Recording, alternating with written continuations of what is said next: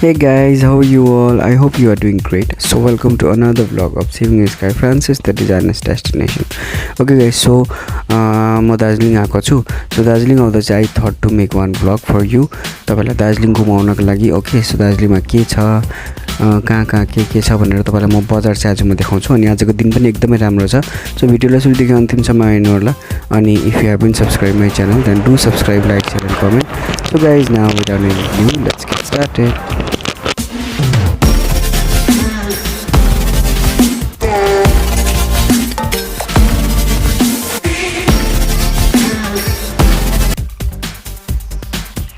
यही हो दार्जिलिङको बजार, हेर्नुस् हाम्रो प्यारो सानो दार्जिलिङ.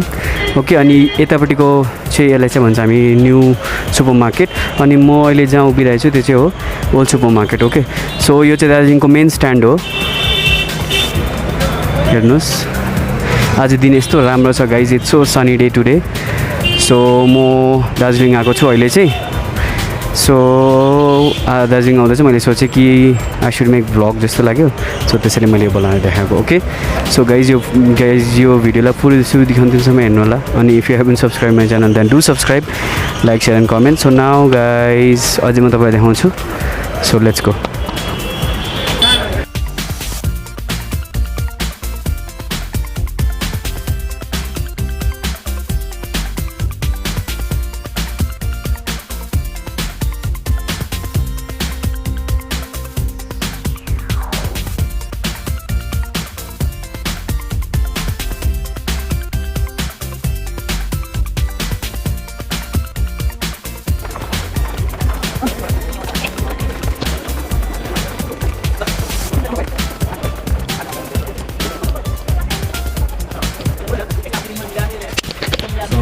यो चाहिँ दार्जिलिङको famous and the oldest stair.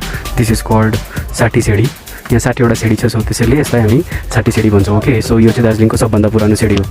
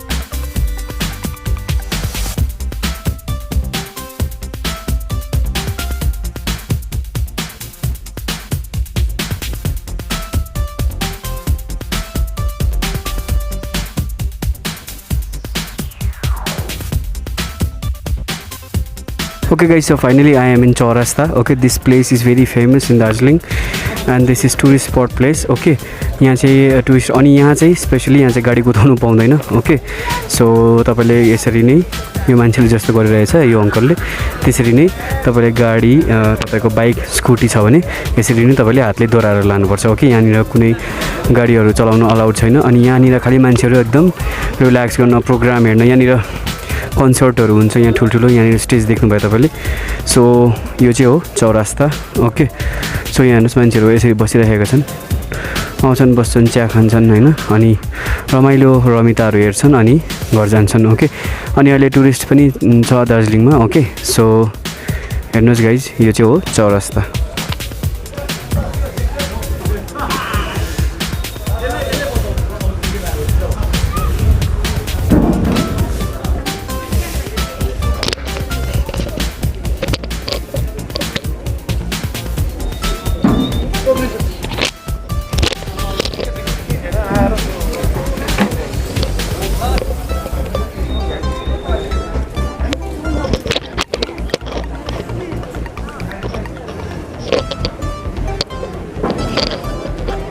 यहाँ चाहिँ हाम्रो आदिकवि भानुभक्तज्यूको स्ट्याचु छ. सो म तपाईलाई त्यहाँ छेउमा लाँदैछु. हेर्नुस्, गोल्डन स्ट्याचु अफ आदिकवि भानुभक्त आचार्य.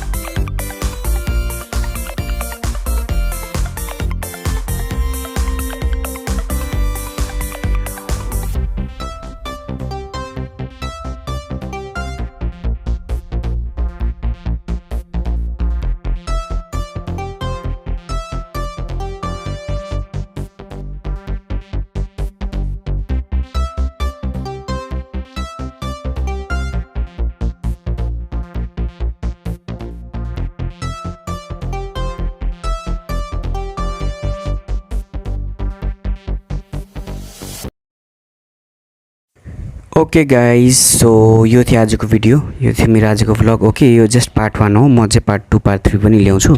सो गाइज मेरो च्यानललाई सब्सक्राइब गरिराख्नुहोस् है त त्यसको लागि. Okay, so my channel is all about fashion designing, boutique, art and craft, travelling, vlogs, unboxing, reviews and many more. So for all this please subscribe my channel. And guys, thank you for watching from the beginning to end. अब भेटौँ मेरो next भिडियोमा.